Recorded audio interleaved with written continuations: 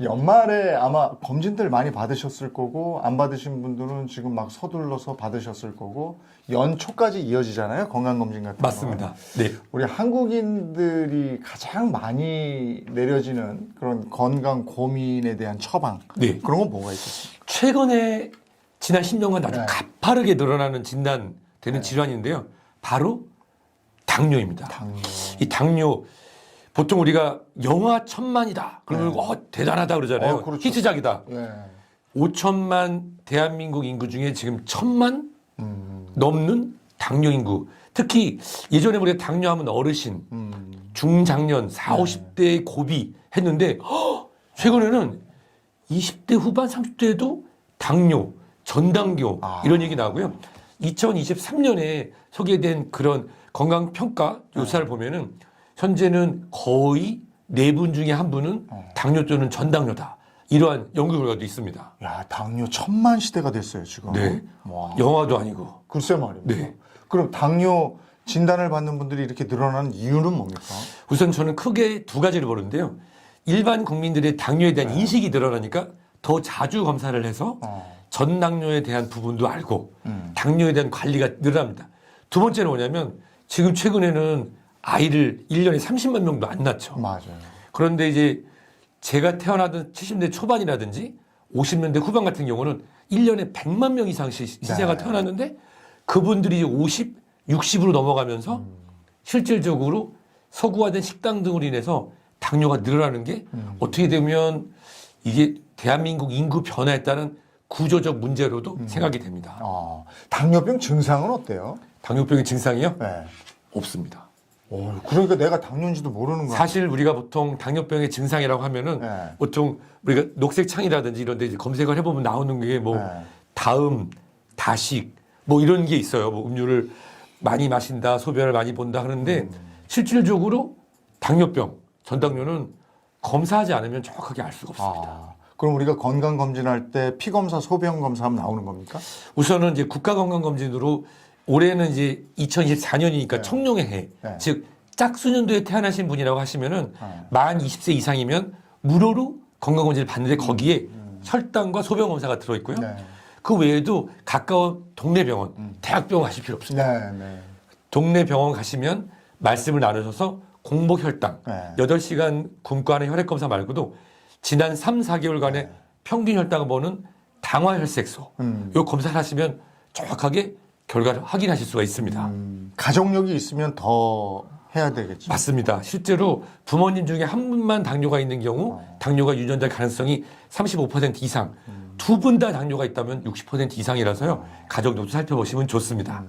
그러면 당뇨 걱정 없이 건강하고 싶은 분들, 이분들께 권하고 싶은 건강 키워드 하나를 선정해 주시면. 저는 우리 이재용 아나운서님을 뵈면서 이 부분에 있어서는 부자다라고 말씀드린 게 제가 처음 이제 방송 모시고 배우면서 시작했을 그 10여 년 전하고 지금하고 변한 거는 아무것도 없었어요. 아이고, 무슨 그 이유가 뭐냐?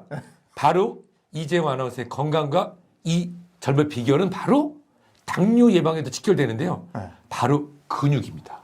근육. 그게 당뇨하고 관계가 있어요? 우리 근육 부자시잖아요. 자, 근육이라고 하는 게 막 아놀드 슈왈제네거나 뭐는 우리가 근육 이런 것만 생각하는데 실제로 우리 몸의 근육의 70%는 허벅지와 엉덩이에 몰려 있습니다.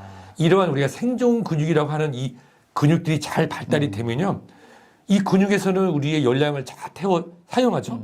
그러면 잉여 칼로리가 쌓이지 않고 살찌는 것도 예방하니까 당도 줄어듭니다. 그뿐만 아니라 근육량이 충분히 있으면 이 실제로 우리가 혈당을 사용할 때 필요한 인슐린이 근육과 결합하는 인슐린 감수성도 근육량이 많으면 실제로 쉽게 되기 때문에 당이 활용이 잘 되죠. 주변에 보시면 비만하신 분들, 그러니까 체중이 아니라 비만한데 근육량이 적은 분들이 실제로 비알코올성 지방간 또는 심근질환 등이 많이 나타납니다. 즉 근육 부자는 당뇨랑 멀고 건강도 지킬 수가 있는 것입니다. 그러니까 유산소 운동과 더불어서 웨이트도 좀 해야 되는 모양이에요. 맞습니다. 무거운 것도 좀 들고. 그렇습니다. 저는 그래도 일주일에 한 번씩 등산을 가니까 산에 오르면서 계속 이렇게 허벅지하고 종아리에 힘이 가니까 아직은 괜찮은데 이걸로 버티는 거고. 우리 구독자 여러분께 보여드릴 수는 없지만 여기가 지금 꽉 차 있습니다. 여기 지금 아주 그냥 파르테논 신전이 다 꽉차 있습니다. 예.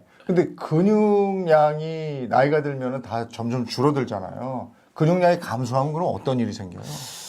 WHO 세계보건기구에서 sarcopenia, 근육 감소증에 대한 정의와 진단을 내렸는데요. 예전에는 우리가 근육이 준다라고 하면은 노화다? 이렇게 생각하시는 분이 많았어요.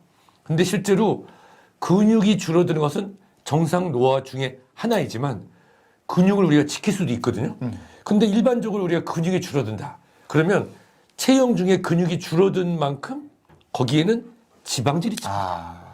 그러면 그 지방질로 인해서 각종 염증 물질이 나오고 인슐린 저항성이 증가되면서 당뇨라든지 또는 이상지질혈증, 고지혈증, 혈관 질환의 위험이 높아지는 거죠. 이거 외에도 근육량이 줄면서 체온이 준다든지 근육량이 줄면서 이 생존근육 중에 호흡근이 약해져서 흡입성 폐렴으로 인한 사망률도 증가한다는 연구 결과가 있습니다. 그러니까 목욕탕 가서 보면 아이들 엉덩이 보면 그냥 완전 탱탱볼이잖아요. 빵하잖아요, 그렇죠? 근데 나이 들어서 어르신들 엉덩이를 보면 이렇게 처져가지고 주리가 있잖아요. 근데 근육이 다 없어진 거예요. 맞습니다. 아이고 저도 그 단계로 가고 있으니 참 마음이 아픕니다. 잠시만요. 네, 아닌 것 같습니다. 제가 말씀드린 아닌 것 같습니다. 네. 근데 근육량을 그러면 늘려야 될 텐데 늘리기 위해서는 어떤 방법이 있습니까? 저는 이제 근육량을 늘리는데 중요한 거는 네. 먹7운삼이다. 먹7운삼? 먹는 게 7이고 운동이 3이다. 이런 운칠기삼도 아니고. 네, 그렇습니다. 그래서 근육량을 늘리기 위해서는 어르신들이 이런 분들이 있어요. 아유, 난 나이 들었더니 고기가 안 땡겨 이러시는 분들이 있는데 네. 실제로 본인의 건강 나이에 맞추는 적절한 단백질 섭취 그리고 근육량을 늘리기 위한 운동인데요.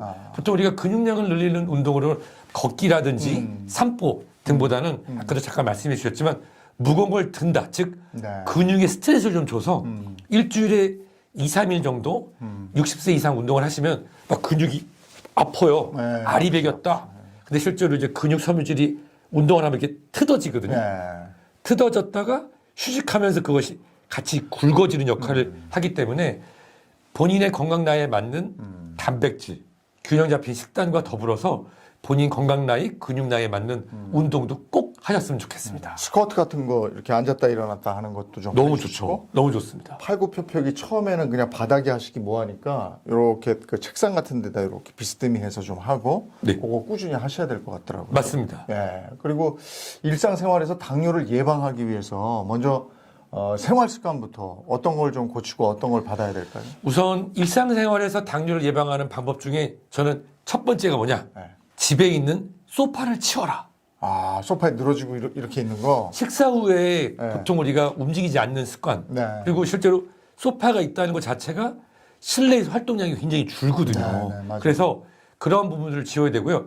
두 번째는 일주일에 이틀은 자가용 운영을 쉬자. 아, 대중교통 걸으니까. 저는 보여드리게 하나 있는데 네. 바로 이겁니다. 저의 건강 비결은 바로 이 친구였습니다. 교통카드. 네, 저는 네. 운전을 안 합니다. 아. 운전을 거의 안 하고 네. 플랫폼 베이스로 해서 지하철역에서 4시간에 50% 할인하는 땡카 이런 걸 사용하거든요. 운전을 안 한 다음부터 실제로 뱃살이 느는 속도는 훨씬 줄어들었습니다. 그래서 일상생활에서 당뇨 예방하는 것으로는 본인의 건강 체중을 위해서 집에 있는 소파를 치우고 그리고 운전 안 하고 세 번째가 뭐냐면 바로 물병입니다. 지속적으로 물을 마시는 습관. 지속적으로 물을 마시는 습관이 근육량도 지키기 때문에 네. 너무너무 도움이 많이 됩니다. 예. 근데 저기 소파 치우고 바로 침대 가서 누워버리면 어떡합니까? 아, 답이 없네요. 그래서 제가 이제 말씀드린 이 소파를 치워라고 하는 거는 네. 우리가 일상의 공간에서 앉지 않는 습관이 중요하다는 거죠. 실제로 의자와 가까우면 당뇨는 찾아옵니다. 예. 저 그래서 버스 타고 출퇴근하는데도 아주 특별한 경우 아니면 거의 대부분 서서 빈자리인데도 그래서 가끔 기사님이 여기 아저씨 자리도 많은 좀 앉아가세요. 그러면 죄송합니다. 이렇게 서 있습니다. 근데 당뇨를 이렇게 예방하지 못해서 네. 생기는 질환. 저는 당뇨발 뭐 맞습니다. 이런 거 있잖아요. 너무 무시무시하더라고요. 이 당뇨는 결국 당뇨로 돌아가시는 분은 한 분도 안 계세요. 네. 실제로 뭐 고혈당 쇼크, 저혈당 쇼크로 돌아가시는 분들이 많은 게 아니라 당뇨병은 결국 혈관이 썩는 질환입니다. 혈관 질환이기 때문에 당뇨병의 대표적인 혈관 질환은 당뇨병성 망막병증. 아, 당뇨병으로 인해서 망막 혈관이 신생활에 닿아서 터지면 실명할 수가 있고요. 당뇨병성 신증, 즉 콩팥은 완전한 혈관 다발인데 그것이 망가지면 우리가 내 몸에 있는 노폐물을 잘 걸러내지 못하니까 결국은 만성 신부전으로 진행돼서 투석을 받으시는 게 많고요. 그리고 아까 잠깐 말씀해 주셨던 당뇨발 같은 경우는 당뇨병성 심근병증과 당뇨병성 말초 동맥 질환으로 네. 말초에 혈액이 순환이 잘 안 되고 또 신경 변성으로 느낌을 없으면 통증을 못 느끼니까 상처가 생기고 썩어 들어가도 모르잖아요. 그래서 결국은 발이나 또는 사지를 절단하는 일이 발생할 수 있습니다. 이게 말초까지 영향을 미치니까 제가 그 얘기는 들었어요. 당뇨에 걸리면 성기능 장애가 온다고. 그럼요. 예, 그런 것도 마찬가지겠네. 진짜로 제가 이런 표현을 씁니다. 예. 이 남성에 있는 음경 해명체를 유지해주는 음경 동맥의 굵기와 예. 이 발목에 있는 동맥 굵기가 비슷하거든요. 발끝 부분이 저린다. 네. 그럼 남자로서는 훅 간 겁니다. 아, 그 발끝 부분이 저린다. 발끝 부분이 당뇨 때문에 저린다 그러면은 이겁니다. 아, 일어날 수가 없군요. 일어날 고개 수- 숙인 남자로. 아. 네. 안타깝죠. 그 다음이 뭐냐면 발기부전 다음은 심근경색을. 그 굵기가 발목, 그렇구나. 음경 해면체를 해주는 음경 동맥, 관상동맥이 굵기가 비슷하니까 네. 밑에서 막히면 당뇨병성으로 혈행성 발기부전이 오는 분이면 네. 심장내과를 가야 됩니다. 아, 다음이 심근경색이에요. 아. 네. 그러니까 이게 비뇨기과가 아니고 심장내과예요. 비뇨기과는 남성성을 살리기 위해서 가는 거고 심장내과는 살라고 가는 겁니다. 아이고 무시무시한데 그러면 이거를 저 예방하려면 또는 뭐 전당뇨도 있으니까 식사 방법이나 피해야 될 음식 뭐 이런 건 뭐가 있어요? 저 같은 경우는 일단은 환자분들 설명드릴 때 네. 쉬운 음식을 드시면 쉽게 간다 이런 표현을 써요. 예, 쉬운 음식을 드시면 쉽게 간다. 네. 자, 그럼 쉬운 음식을 생각해 보면 네. 보통 우리가 패스트푸드 간편식에 사용되는 음식을 보면 아. 정말로 이 식품영양, 식품공학 하신 분들이 천재거든요. 네. 맛있어요. 맛있지. 맛있으려면 정제 설탕, 그렇지. 맛있으려면 정제 밀가루, 네. 그리고 쉬운 탄수화물, 혈당을 빠르게 올릴 수 있는 네. 보통 우리가 달달한 커피에 들어가는 그런 시럽, 네. 콘 시럽들이 혈당을 급격히 올리거든요. 즉, 내 몸에서 도파민이 막 쏟아져 나와서 기분 좋게 해주고 맛있는 음식들이 대부분 다 당뇨로 가는 KTX입니다. 아. 그래서 정제 설탕, 네. 정제 밀가루, 그리고 실질적으로 당을 급격히 올릴 수 있는 시럽 등 네. 이런 등을 피하는 게 좋고요. 좋은 음식이라고 하는 게 뭐냐면 우리가 느리게 만들어진 음식들이 대부분 느리게 당도 반응합니다. 그래서 보면은 발효 음식들 이런 것들을 보통 추천드리는데 저는 식사 방법으로는 보통은 이제 먹는 그런 순서를 좀 바꿔서 일반적으로 한국 사람들은 특히 이제 겨울 같은 경우는 밤이 기니까 밥 먹고 야 심심한데 과일 좀 깎아봐라 막 그렇죠. 네. 저녁 때 과일을 먼저 먹는 정도 요 정도만 해주셔도 충분하고요. 저는 이제 일요일마다 애들하고 특히 막내가 지금 저랑 40살 차이 납니다. 10살밖에 안 되는데 네. 우리 막내 딸내미랑 브로콜리랑 그다음에 계란을 해서 브로콜리 에그 스크램블을 만들어서 그거를 해주거나 아니면 미역국을 제가 해줘요. 그래서 섬유질 섭취를 어렸을 때부터 할 수 있는 연습을 시키고 있습니다. 아, 그렇군요. 아까 이제 당뇨도 전당뇨 말씀하셨잖아요. 근데 제 주변에도 당뇨까지는 아니더라도 나 전당뇨래 이런 사람 많아요. 그럼 전당뇨, 전 단계 진단을 받으면 어떻게 대처해야 될까요? 자, 우선 이 전당뇨의 정의를 한번 생각해 보겠습니다. 당뇨라고 하는 것은 지난 3개월 평균 혈당 당화혈색소 HbA1c가 6.5인 경우 이런 경우 우리가 당뇨 확진이 됩니다. 그리고 공복 혈당이 126 이상인 경우에도 당뇨를 우리가 강하게 의심을 하죠. 근데 문제는 그러면 정상이 뭔데? 라고 물어보실 거예요. 정상은 공복 혈당이 100 이하, 당화혈색소가 5.6, 5.7 이하인 사람을 정상을 합니다. 그 중간이에요. 당뇨 전 단계라고 하는 것은 당화혈색소 HbA1c가 5.8에서부터 6.4 이런 분들이 굉장히 애매하죠. 그리고 또 공복 혈당 내가 당화혈색소까지는 검사를 안 했지만 8시간 금식하고 혈액 검사했는데 126은 안 넘었는데 108이라고 했던가? 106이라고 했던가? 이런 분들이 애매한 분들이 생각보다 많거든. 이런 분들 공복 혈당이 100을 넘으나 126을 넘지 않고 당활색소가 6.5 이상이어 당뇨로 확진되지 않았으나 정상보다 높은 5.8에서 6.4인 분들, 이런 분들이 전당뇨거든요. 이런 분들은 관리 안 하면 100% 당뇨로 갑니다. 그래서 전당뇨 같은 경우는 당뇨에 준해서 최소 3에서 4개월마다 병원에 가서 혈액 검사 하시고요. 적정 체중 유지를 위한 방법을 우리 담당 주치 절대로 큰 병원 가실 필요 없습니다. 작은 병원에 다 할 수 있으니까요. 적정 체중 유지와 내가 전당뇨에 어디에 들어있는지 6.4면은 지금 코앞까지 온 거죠.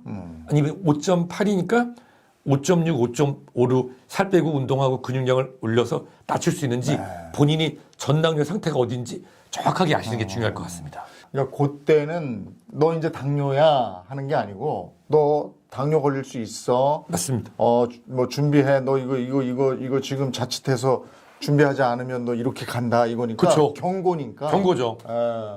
그리고 만약에 이제 그 당뇨를 예방하는 데 있어서 식재료하고 식사량 그리고 식사 습관 중에서 영향력이 더 큰 게 뭐예요? 운동까지 포함해 볼까요? 한국 사람인 경우에는 식사 습관입니다. 한국 사람들 무슨 올림픽 경기에 나간 것처럼 빨리 먹어. 점심시간에 땡 3분 끝이잖아요. 그래서 한국 사람한테 당뇨를 예방하는 습관으로는 첫 번째로는 식사 습관. 식사 시간을 지키자. 특히 아침 식사를 오전 9시 전에 하는 것. 그리고 점심 식사 시간을 최소 20분 이상 지키는 것. 그것이 첫 번째가 될 것 같고요. 두 번째는 식사 양입니다. 간헐적 단신 등으로 안 먹다가 폭식 또는 우리가 치팅데이라고 해서 오늘은 괜찮을 거야 하는 그러한 폭식하는 습관들이 결국은 인슐린에 대한 저항성을 일으키기 때문에 꾸준한 식사량을 유지하는 것이 굉장히 중요합니다. 예, 오늘 당뇨 얘기 쭉 했는데 국내 성인 당뇨 환자가 4명당 1명, 이제 1000만을 넘어섰습니다. 그만큼 당뇨에 노출된 분들이 많다는 얘기인데 간단한 습관의 변화만으로도 당뇨에 노출될 위험을 줄일 수 있다고 하는 거니까 지금 이 방송을 보시는 분들 다 같이 습관 변화, 운동 가져보시는 건 어떨까 싶고요. 계속해서 얘기 나누겠습니다.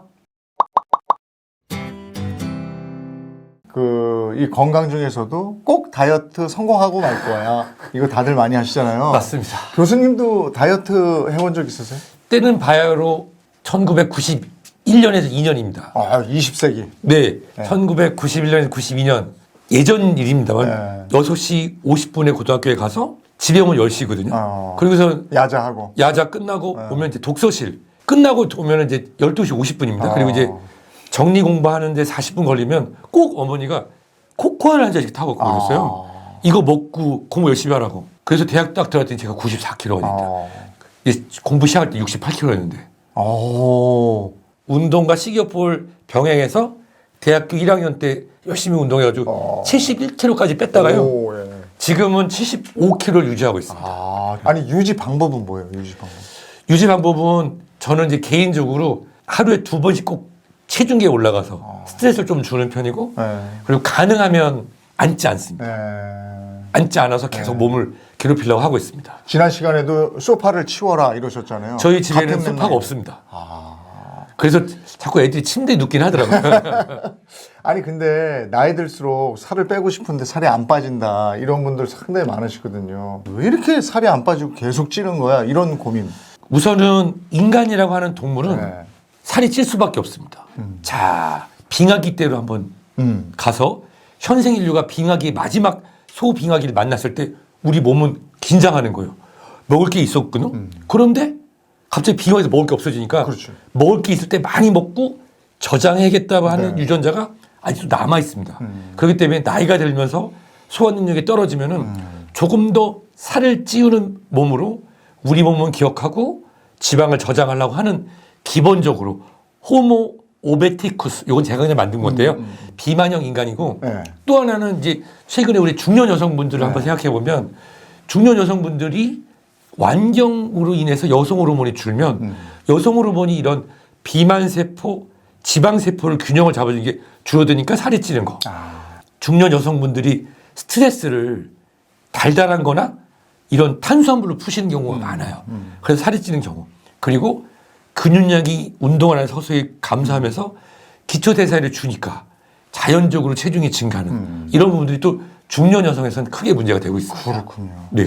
그러면 신년에 이제 다이어트를 하고자 하는 분들을 위해서 다이어트 이야기를 좀 집중적으로 해볼게요. 네. 우선 다이어트에 성공을 하려면 멀리 해야 되는 3가지. 뭐가 있겠습니까? 첫 번째, 자가용입니다. 아, 운전하는 시간을 줄여라. 자가용을 멀리 해라. 네. 두 번째가 뭐냐면 자영업 하시는 분들한테 정말 죄송한 말씀이긴 한데 어느 순간부터 한국이 이런 식후 음료 문화가 정착되는지 잘 모르겠습니다. 거시기 그 앉아봐 커피를 한 잔요. 막 이런 얘기들이 많이 나오잖아요. 멀리 해야 되는 두 번째는 식후 음료에 대한 식후 음료는 습관입니다. 네. 그래서 식후 음료를 물로 대체할 수 있도록 하는 게 좋고요. 그 다음에 멀리 해야 되는 세 번째가 뭐냐? 네. 세 번째는 바로 핸드폰에 있는 배달 앱을 지워야 됩니다. 배달 음식. 저 같은 경우는 물론 이 배달 그 비용이 비싼 것도 있지만 그것이 편리함이 사람을 살찌게 만들고 맞아요. 죄책감 없이 계속 하다 보면 네. 지출도 늘지만 편하게 계속 오잖아요. 근데 주문하는 수고와 찾아가는 수고와 들고 오는 수고가 있으면 그러다 보면 자연스럽게 음식 섭취량이 줍니다. 네.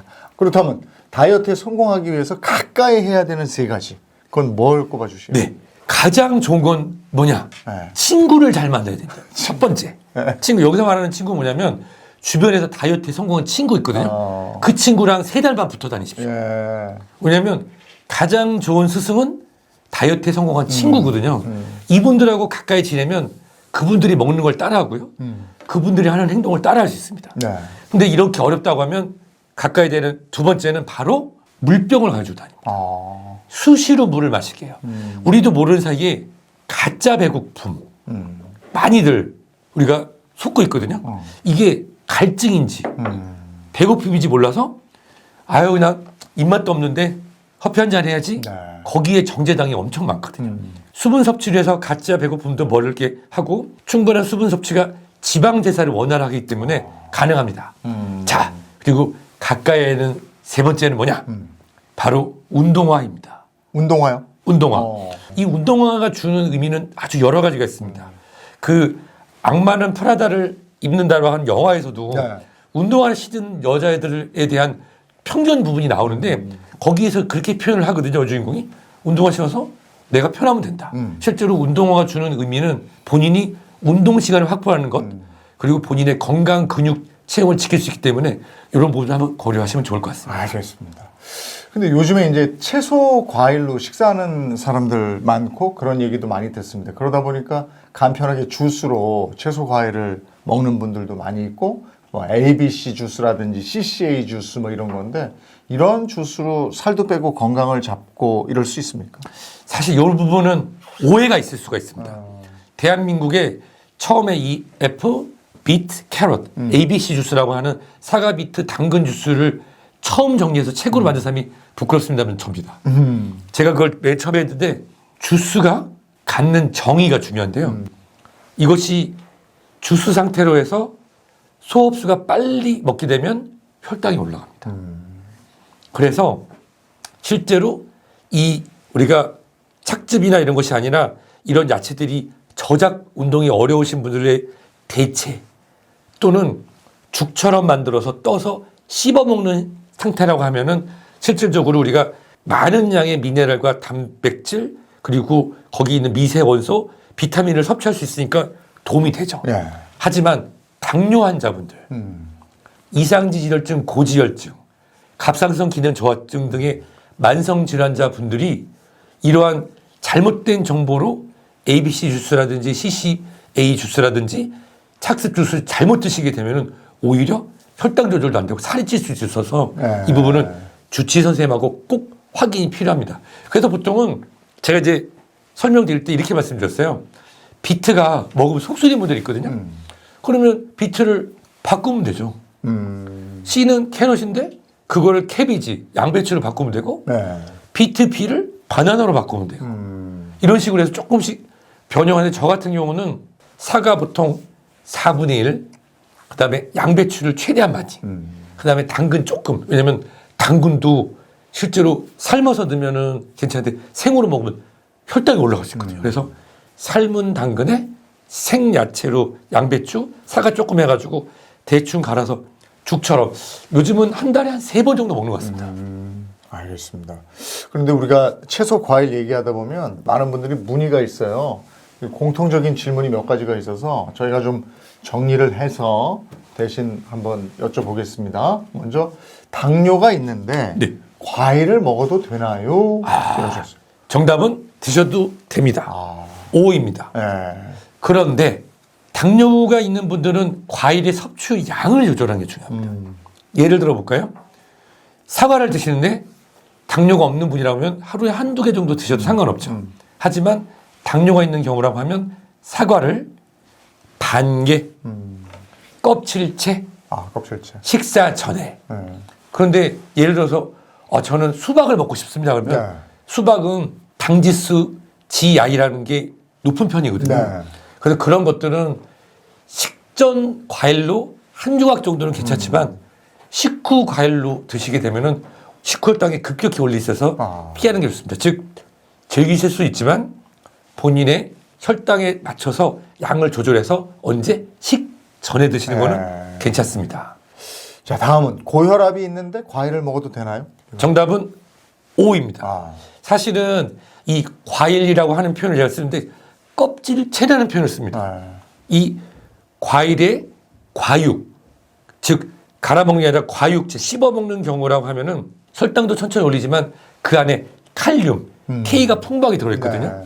이런 칼륨 등의 섭취 등이 신장에서의 나트륨 배설을 도와주고 또 실제로 혈관 건강을 지켜주는 데 도움이 되기 때문에 사과를 뭐 하루에 5개씩 먹고 꽃감은 앉은 자리에서 3개씩 까먹고 그러시면 안 되고요. 본인의 혈압의 조절 범위 내에서 섭취량은 드실 수 있습니다. 칼륨 부분 지금 잠깐 언급해 주셨는데 채소 과일의 칼륨이 신장에 부담을 줄 수 있다. 이 질문도 들어와 있는데. 맞습니다.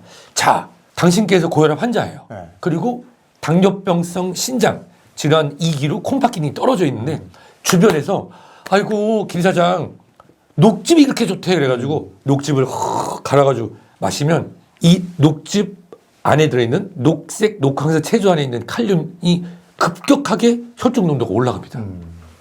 그러면 심장 박동에 무리가 가면서 심한 경우에는 심장마비도 올 수 있고요. 또 콩팥에 과도한 칼륨이 몰리면서 신장에서의 이런 필터레이션, 여과 기능에 문제가 생길 수 있기 때문에 씹어 드셔야지 이거를 과다한 섭취를 하는 경우에는 심장의 박동에 이상이 올 수 있어서 주의가 필요합니다. 알겠습니다. 당근 얘기입니다. 당근은 익혀서 먹는 것이 좋은가요? 생으로 먹는 것이 좋은가요? 이러셨네요. 저는 당뇨 환자분들 같은 경우는 당근을 살짝 익혀서 드시는 게 좋습니다. 그 이유는 이게 살짝 익힌 경우에는 소화흡수도 좋을 뿐만 아니라 당이 서서히 올라갑니다. 그런데 이거를 날로 먹잖아요. 네. 그럼 오히려 더 당이 빨리 올라갑니다. 그리고 생으로 먹는 게 좋은 이유는 섬유소가 많이 들어있으니까. 네. 그래서 저는 당뇨 환자분들은 가볍게 쪄서 적당히 드시면 좋고요. 일반인 같은 경우는 생으로 드시는 게 좋습니다. 단 쌈장에 찍어 먹는 건 반대입니다. 그냥. 예. 지금 쌈장 생각하셨죠? 쌈장은 안 됩니다. 네. 알겠습니다. 주스를 마시고 나니 설사 증상이 나타납니다. 중단해야 될까요? 네, 맞습니다. 중단하시는 게 맞고요. 그 이유로 뭐냐면 우리가 일반적으로 판매되는 주스, 네. 우리가 편의점이나 마트 등에서 하는 경우에는 다양한 인체 실험, 안정성을 다 거쳤기 때문에 그걸 드셔서 장내 삼투압 환경이 변이하는 경우는 거의 없습니다. 그런데 집에서 이런 주스를 만들어 드시는 분들이 욕심이 나요. 샐러리도 넣어볼까?